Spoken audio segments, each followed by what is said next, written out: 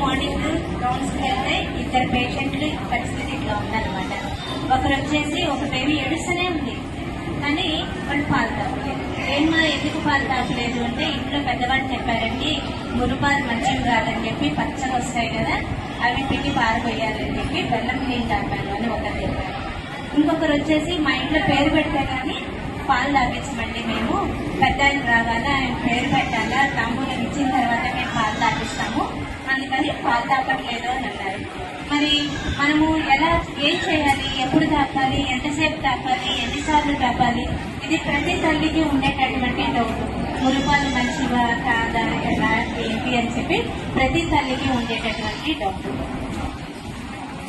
పిల్లాడో పాపో బాబో బాహుబలిలో ఉండాలని, భీముడిలో ఉండాలని అందరికీ కోరిక ఉంటుంది కదా. పిల్లలు ఎంత ఆరోగ్యంగా బొద్దుగా ఉంటే సంతోషంగా ఉంటే తల్లికి అంత సంతోషంగా ఉంటుంది. మరి మనం మురుపాలని బేస్ చేస్తే ఎలా? పౌడర్ పాలకి మురుపాలకి ఏదైనా తేడా ఉందా? మనిషి అనేవాళ్ళు మనిషి అనే వాళ్ళు ఏం చేశారు, పౌడర్ పాలని కనుక్కున్నారు, పాల పౌడర్ని తయారు చేశారు. కానీ ఇంత తయారు చేసిన వాళ్ళు దేవుడు ఇచ్చినటువంటి మురుపాలతో సమానమైతే కాదనమాట. ఇంత తయారు చేయగలిగినారు.